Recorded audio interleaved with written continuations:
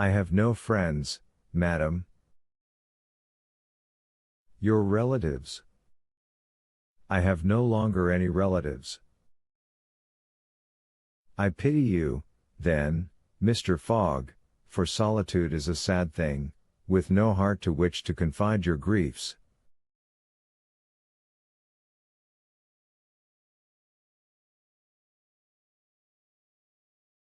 They say, though, that misery itself, shared by two sympathetic souls, may be borne with patience.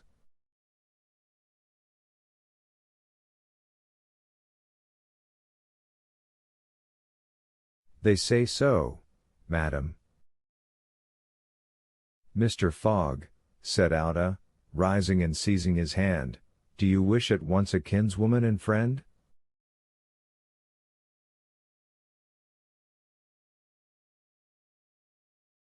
Will you have me for your wife?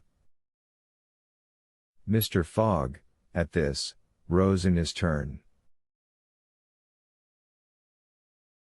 There was an unwonted light in his eyes, and a slight trembling of his lips. Ada looked into his face.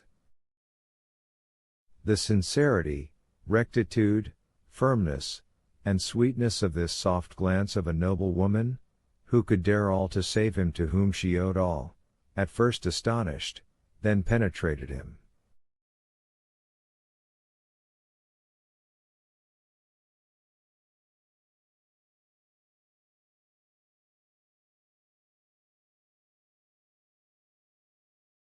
He shut his eyes for an instant, as if to avoid her look. When he opened them again,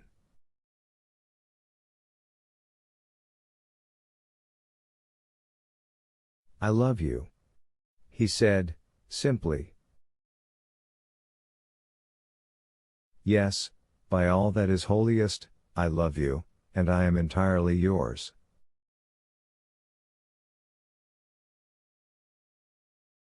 Ah! Cried Ada, pressing his hand to her heart. Passepartout was summoned and appeared immediately. Mr. Fogg still held out his hand in his own.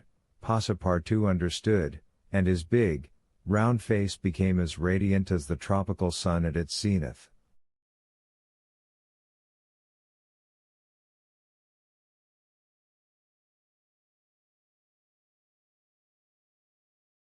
Mr. Fogg asked him if it was not too late to notify the Reverend Samuel Wilson, of Marylebone Parish, that evening.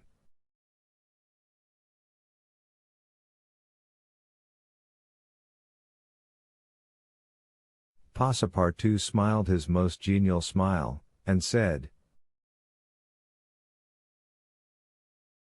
Never too late. It was 5 minutes past 8.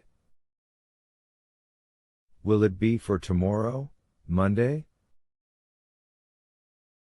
For tomorrow, Monday, said Mr. Fogg, turning to Ada. Yes, for tomorrow, Monday, she replied.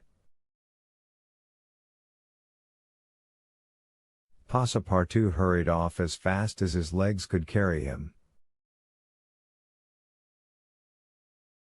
Chapter 36, in which Phileas Fogg's name is once more at a premium on 'Change. It is time to relate what a change took place in English public opinion when it transpired that the real bank robber, a certain James Strand, had been arrested, on the 17th day of December, at Edinburgh.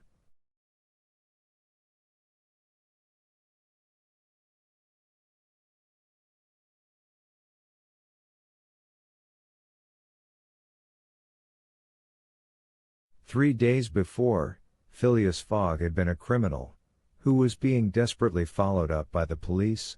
Now he was an honorable gentleman, mathematically pursuing his eccentric journey round the world.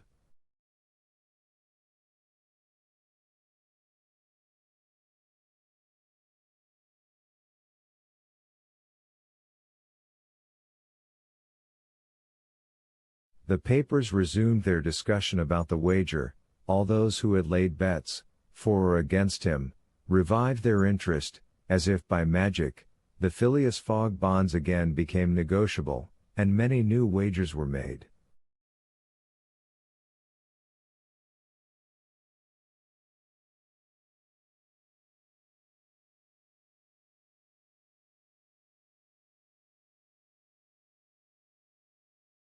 Phileas Fogg's name was once more at a premium on 'Change. His 5 friends of the Reform Club passed these 3 days in a state of feverish suspense.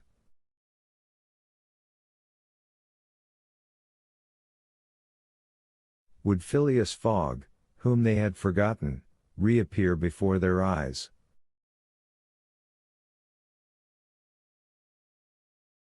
Where was he at this moment? The 17th of December, the day of James Strand's arrest, was the 76th since Phileas Fogg's departure, and no news of him had been received.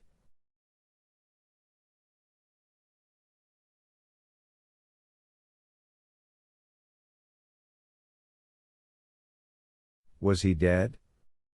Had he abandoned the effort, or was he continuing his journey along the route agreed upon?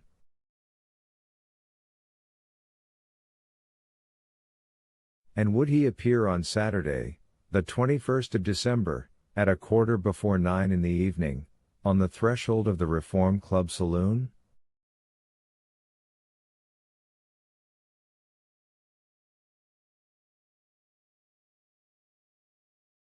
The anxiety in which, for 3 days, London society existed, cannot be described.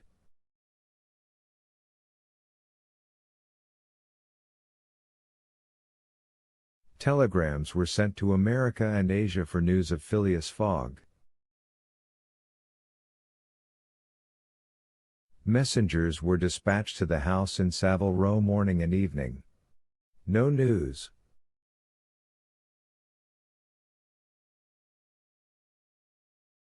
The police were ignorant what had become of the detective, Fix, who had so unfortunately followed up a false scent.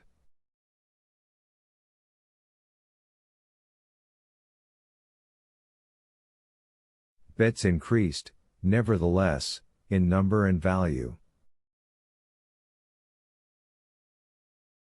Phileas Fogg, like a racehorse, was drawing near his last turning point.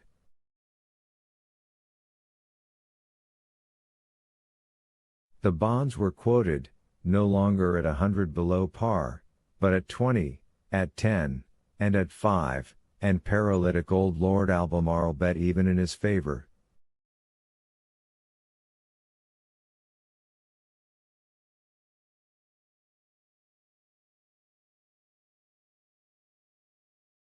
A great crowd was collected in Pall Mall and the neighboring streets on Saturday evening. It seemed like a multitude of brokers permanently established around the Reform Club.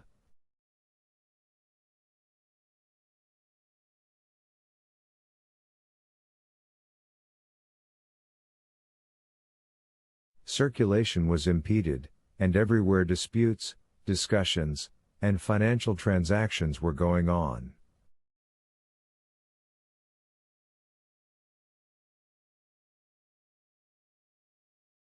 The police had great difficulty in keeping back the crowd, and as the hour when Phileas Fogg was due approached, the excitement rose to its highest pitch.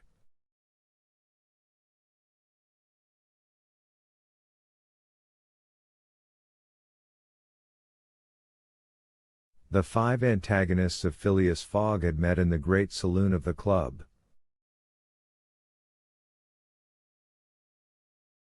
John Sullivan and Samuel Fallentin, the bankers, Andrew Stewart, the engineer, Gautier Ralph, the director of the Bank of England, and Thomas Flanagan, the brewer, one and all waited anxiously.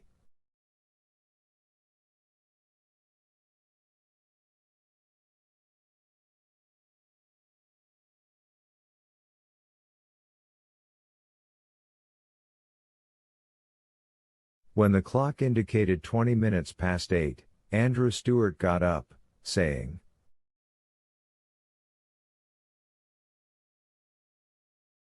"Gentlemen, in 20 minutes the time agreed upon between Mr. Fogg and ourselves will have expired."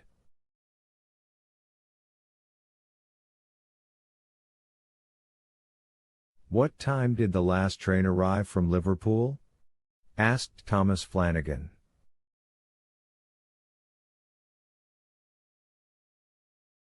"At 23 minutes past 7, replied Gautier Ralph, "and the next does not arrive till 10 minutes after 12.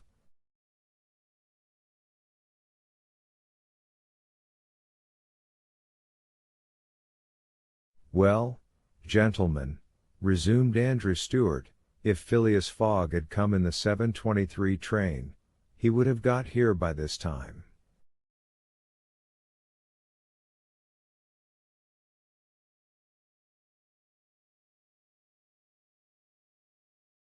We can, therefore, regard the bet as won. "Wait, don't let us be too hasty," replied Samuel Fallentin. "You know that Mr. Fogg is very eccentric.